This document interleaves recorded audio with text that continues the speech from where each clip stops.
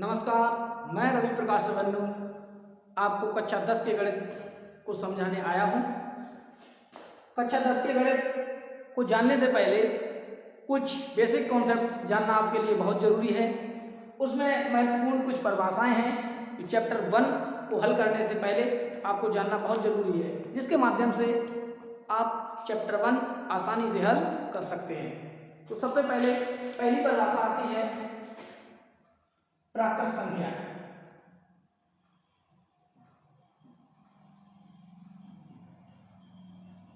तो प्राकृत संख्या किन्हें कहते हैं? जो संख्या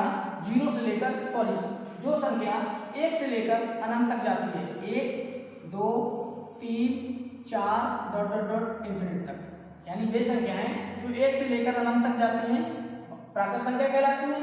दूसरे नंबर पर देखते हैं पूर्ण संख्याएं। पूर्ण संख्याएं किन्हें कहते हैं? वे संख्याएं जिन्हें हम 0 से लेकर अनंत तक लिख सकें, जैसे 0 1 2 3 4 डॉट डॉट डॉट, यानी प्राकृत 1 से स्टार्ट होती है, पूर्ण 0 से स्टार्ट होती है। तीसरे नंबर पर जानते हैं पूर्णांक। तो पूर्णांक संख्याएं किन्हें कहते हैं?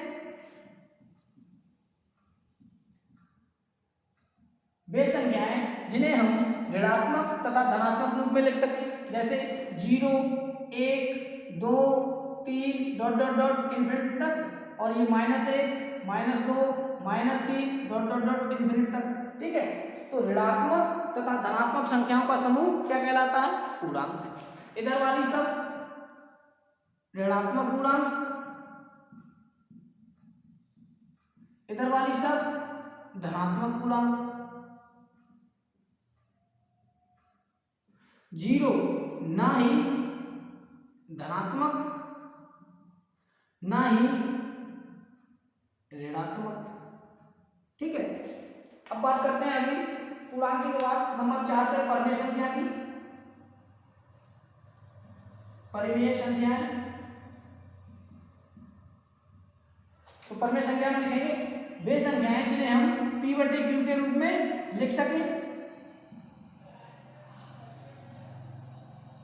जहां q is not equal to 0, यानी हर जो है 0 के बराबर ना हो। परिमेय संख्या। अपरिमेय संख्या इसके बाद लिखते हैं अपरिमेय संख्या।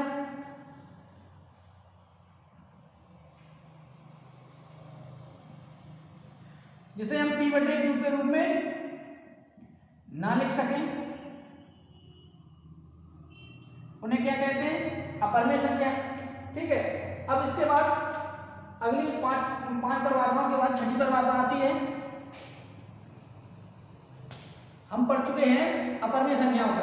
अपरिमेय संख्याओं के बाद आती है वास्तविक संख्या। वास्तविक संख्याएं। वास्तविक संख्या किन्हें कहते हैं? वे संख्याएं जिन्हें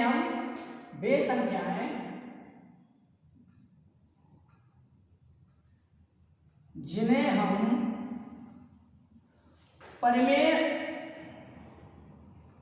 तथा अपरिमेय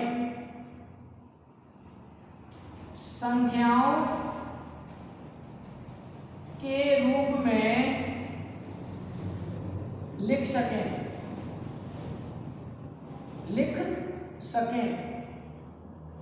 वास्तविक संख्या कहलाती है, अर्थात परिमेय तथा अपरिमेय संख्याओं का समूह वास्तविक संख्या कहलाता है।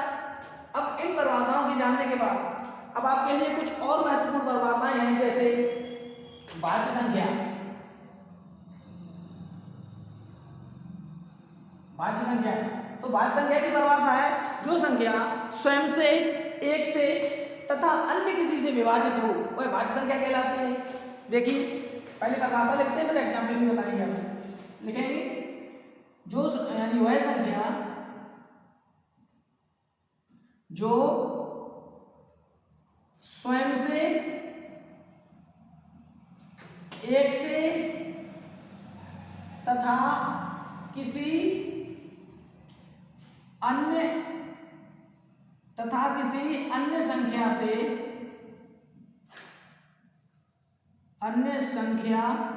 से विभाजित हो वह संख्या जो स्वयं से एक से तथा अन्य किसी संख्या से विभाजित हो भाज्य संख्या कहलाती है। भाज्य संख्या कहलाती है। अभाज्य की इसी के विपरीत है अभाज्य संख्याएं या अभाज्य संख्या। क्या बोलेंगे? जो संख्या या वह संख्या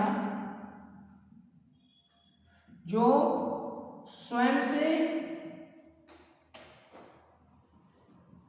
एक से तो या स्वयं से ऐसे लिखेंगे स्वयं से तथा एक से विभाजित हो परंतु अन्य किसी संख्या से विभाजित ना हो अभाज्य संख्या कहलाती है।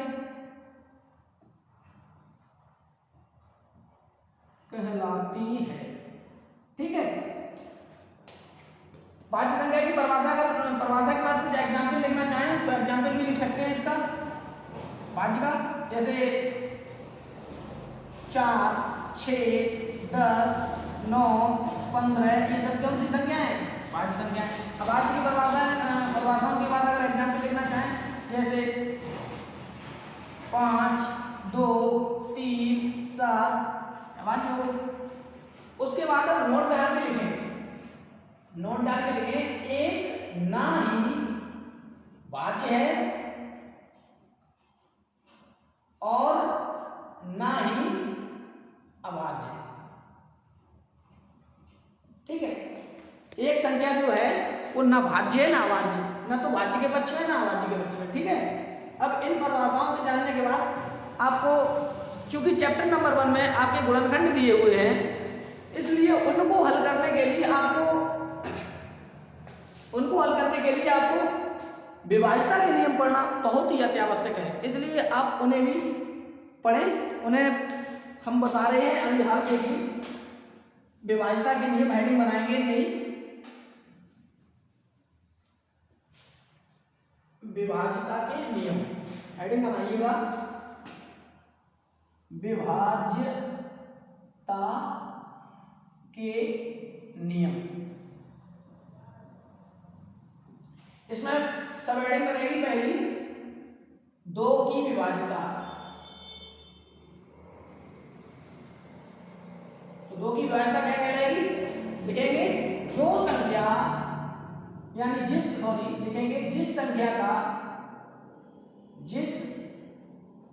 संख्या का इकाई अंक 0, 2, 4, 6 तथा 8 हो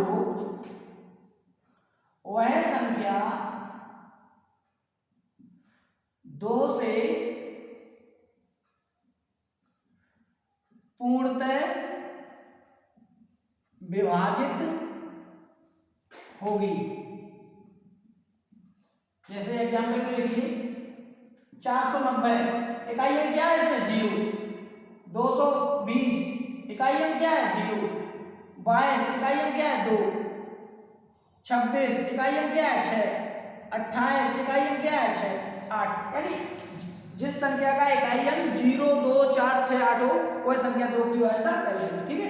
2 की विभाज्यता के बाद हेडिंग बनाइए 3 की विभाज्यता। नंबर 2 पर 3 की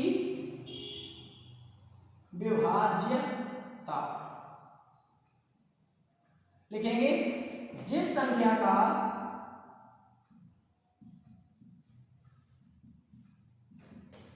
योग 3 से विभाजित हो वह संख्या भी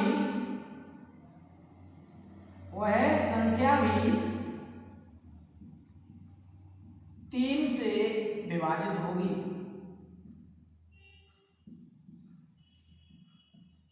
जैसे 63 है, 63 को अगर जोड़े 6 की 9, ये 9 9 में 3 का भाग जा रहा है, 3 का 9, तो ये 3 की विभाज्यता होगी। जैसे 363, इसे जोड़े हम 6 3 9 3 12, इसमें भाग दें अगर 3 का 12 में 3 चौको 12, तो ये संख्या भी विभाजित होगी।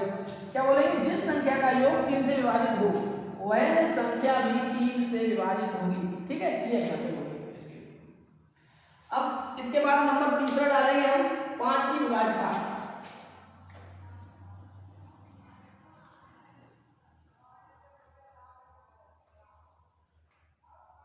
डालेंगे नंबर तीसरा 5 की विभाज्यता। लिखेंगे जिस संख्या का इकाई अंक 0 या 5 हो वह संख्या 5 की विभाज्यता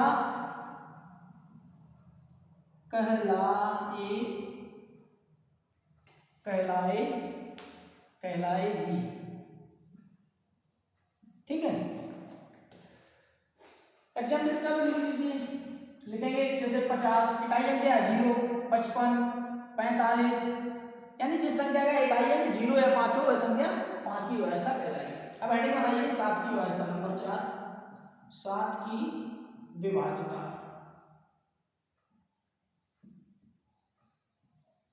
लिखेंगे संख्या का इकाई अंक का दोगुना करके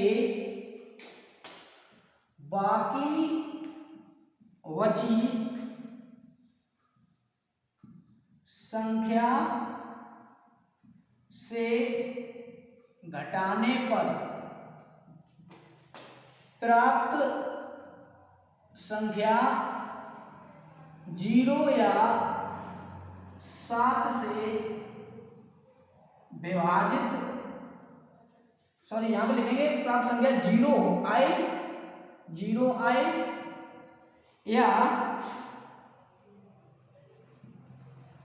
या 7 से विभाजित हो जाए तो वह संख्या भी 7 से विभाजित होगी।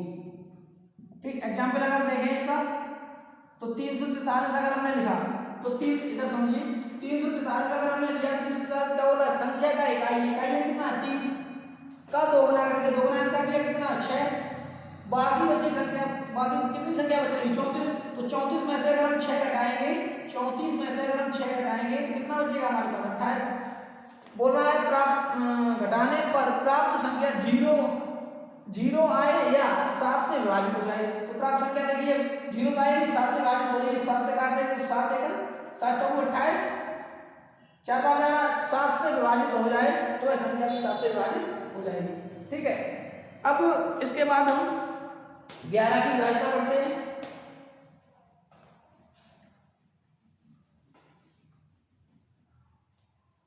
हेडिंग बनाइए 11 की विभाज्यता।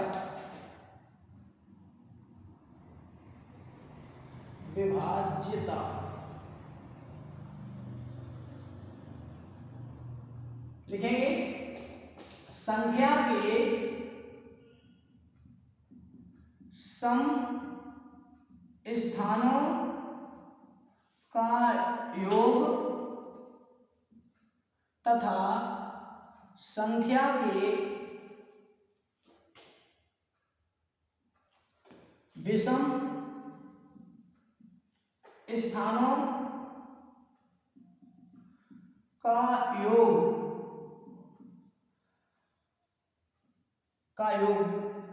का अंतर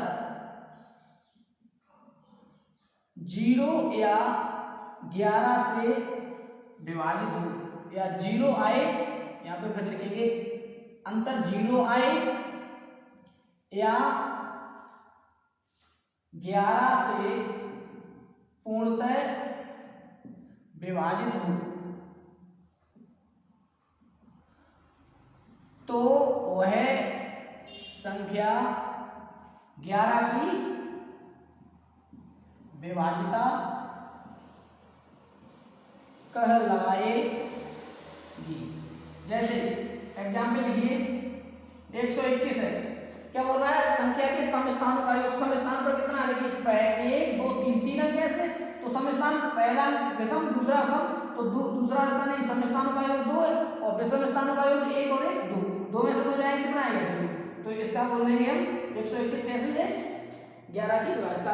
ठीक है, अब इन परिभाषाओं को कंप्लीट करने के बाद हम अपने प्रश्नावली 1.1 में प्रवेश करेंगे, वो हम नेक्स्ट वीडियो में कंप्लीट करेंगे। क्योंकि ये पहली वीडियो है, इसलिए ये वीडियो हम बड़ी नहीं करना चाहते हैं, और पहली वीडियो से आपका परफॉर्मेंस पता मुझे बताएगा कि आप किस प्रकार इस वीडियो को पसंद करते हैं, और जिससे हमें आगे वीडियो बनाने में मदद मिल सके। ठीक है, धन्यवाद।